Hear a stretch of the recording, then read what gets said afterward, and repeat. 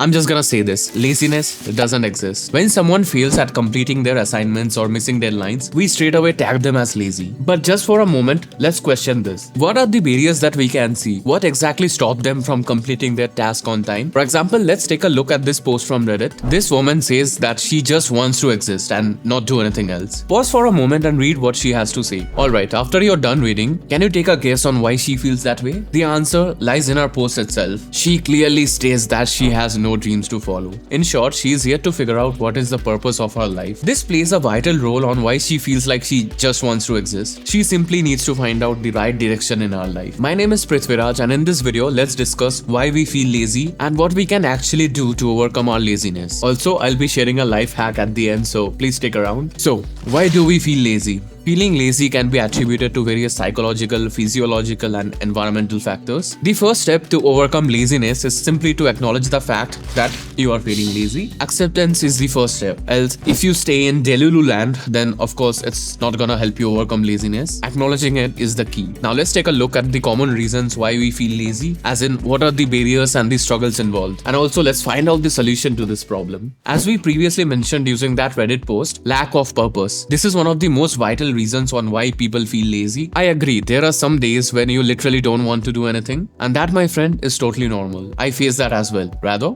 everyone faces that. Everyone has those occasional lazy slump days when you don't really want to do anything at all. You would rather just lie down on your couch and watch Netflix all day. And that, my friend, is totally fine. However, it becomes a serious issue when that starts to happen on a daily basis. We would just be wasting our lives that way and end up with a lot of regrets as we grow older. We need to have ambitions. It's really important that we find out the purpose of our life. So, how do we do that? If you're yet to find out what you exactly want from your life, then let me help you. Most of the time, it's mainly because you haven't had enough experiences. You simply need to get out and try out new things. Let me share how I found my purpose in life. During my college days, I used to make random videos on this channel, but I didn't really know why. It was simply fun at that time, like creating videos and stuff, but again, I lacked a direction on how I wanna take it. But instead of that, I never knew there was a soul different path of my life waiting out for me. I used to love listening to music, but never in my wildest dreams I imagined myself to become a musician. In short, I didn't know shit about music. Occasionally, I actually wanted to learn how to play the guitar to impress my female classmates, but that's some other point. Everything actually changed when I attended a Martin Garrix concert in 2016. Before that, I didn't even know what exactly house music was, but that experience changed my life forever. Right after that concert, I started researching on how I can make my own music and how I can learn how to DJ and stuff. I just needed that spark. After that, I even did a diploma in audio engineering in order to increase my technical knowledge, and now I'm able to create my own music. You can listen to them on Spotify. I also do live shows and also work at a music school teaching people how to DJ and produce music. I just needed a new experience to find out what I truly want in life. Just try out new things and something might actually work out. Try going to different coffee shops and libraries and maybe even talk with different people over there. See what they're interested in. You can also try traveling solo. There is a high chance that you might actually end up with like-minded people as you travel around the world and gather new experiences. I have made the best of friends while traveling myself. 1, 2, 3, go.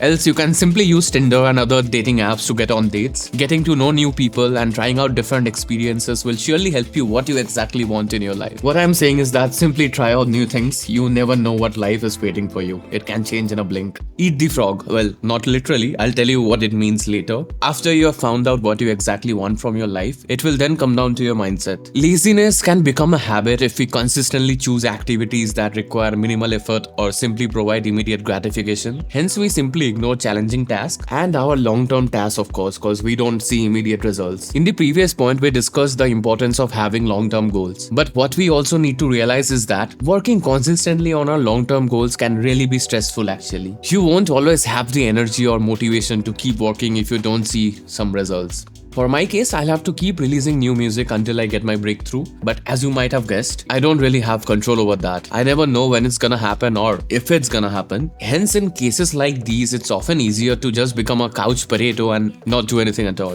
So how do we fix this issue? Question yourself this: what is the one thing you can do just right now to move one step towards your goal? Just one step. I learned this from the book Think and Grow Rich by Napoleon Hill. In chapter 2 of his book, he talks about this person named Edwin Barnes. And this person had had this desire that he wanted to work with Thomas Edison, the great Thomas Edison, and he would do totally anything for that. So he simply showed up and took the lowest possible menial job under Edison. He was even willing to do the most menial work as long as it provided opportunity and help him take one step towards his cherished goal. He simply didn't care. By the end of his journey, he actually became partners with Thomas Edison. That's what his dream was, and that's what I want to highlight. Just focus on that one step or that one task, and then you can do whatever you want. For example, my goal is to hit 100,000 subscribers on this YouTube channel of mine, but how do I do that? The number of subscribers I gain in a month is not really in my control, but how many videos I upload every month is totally in my control. That's the actionable step I can take from my end that will eventually help me reach my goal. So in my case, at a given day, I just need to create my video, and after that, I can relax all day. I saw this post on Reddit and it was really interesting. Just take a look at the reply. You can surely be lazy, yet you can contribute to the world. As long as you take care of your own responsibilities, you're good to go.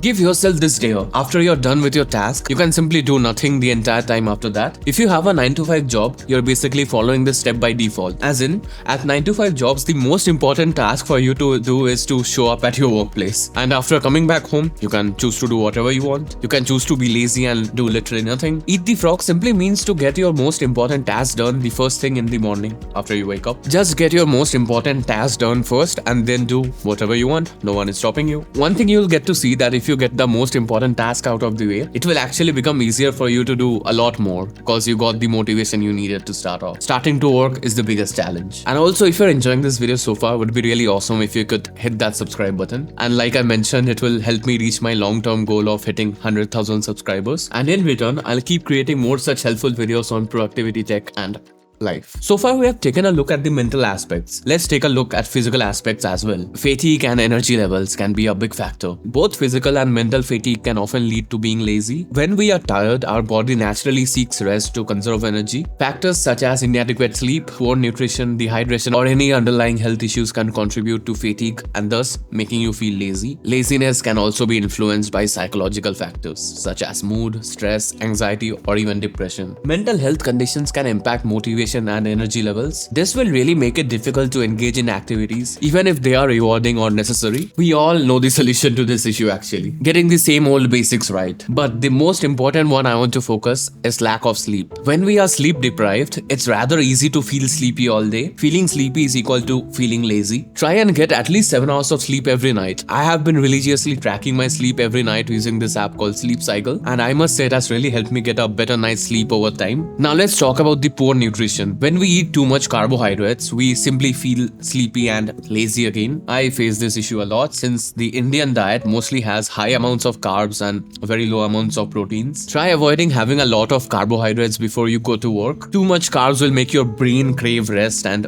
we don't want that. Try working out, or at least try going out for a walk. You might be thinking that if you start working out, you will feel more tired as you have to do some physical work, but it's actually the reverse. Human bodies are actually made to do physical work, but we have replaced it with sitting down in front of screen every day. Simply take a 10-minute walk around your neighborhood or simply in your room. A 10-minute walk could be good enough progress. You will be able to see the difference yourself. Now let's talk about factors such as anxiety and depression. I actually want to create a dedicated video on how you can deal with anxiety, as it's a very vast topic. Anxiety often involves negative thinking patterns that can contribute to procrastination. I have been in depression as well. That actually made me quit my YouTube channel in 2019. If you have clinical depression, then please consider consulting a medical professional. It would be really helpful, as sometimes we simply need some help. We can't do everything by ourselves, and for the layman out there, we need to take care of our mental health. Try doing some mindfulness practices. Try doing some meditation. You can simply try meditating for just 5 minutes every day. You can try journaling and other creative work. We need to keep in mind that our mind matters the most. We can only keep everything sustainable in the long run if we take care of our mental health. Here's the bonus point I promised at the start. I actually featured this in many past videos of mine. If you face issues working for long hours, you feel sleepy sitting at your desk, simply keep a water spray and spray it on your face. This way, you'll be able to wash your face without having to leave your desk and Quite helpful this is. Procrastination. This is one of the main culprits behind laziness. Our brain rewards procrastination. Our mind is remarkable at coming up with excuses that sound like valid reasons for not doing anything. There is actually a scientific reason on why we procrastinate. I have talked about this in a different video, but we'll be coming to that a little later. We will simply procrastinate doing our task and consider ourselves to be lazy. And as we previously discussed, we are not lazy. We are faced with conditions that make us lazy. Similarly, we need to figure out why we exactly procrastinate. One of the main reasons why we procrastinate is because we don't plan for stuff. We instinctively have that whatever will be attitude. We need to make a plan. I recently read this book by Ali Abdaal called Feel Good Productivity. Over there, he mentions a quote: if you don't know when you are doing something, chances are you won't do it. To fix this issue, we clearly need to know when we are doing something. You can try out the calendar blocking method. You can simply use your calendar app, or you can simply write it down on a piece of paper. Clear your mind and write down when you need to do what. For example, I can simply write down that I need to shoot my video at 12 PM and then start editing my video from 2 PM onwards. If you pre-plan your day, it will be much more easier for you to stay on track, as we would be decreasing the number of decisions we have to take in a given day, thus avoiding decision fatigue. You can consider getting a planner as well. It will really help you be more accountable and mindful. Procrastination is a very vast topic. There are many other reasons involved that actually makes us procrastinate. Click here just right now to check out all the reasons behind procrastination and what we can do to avoid them.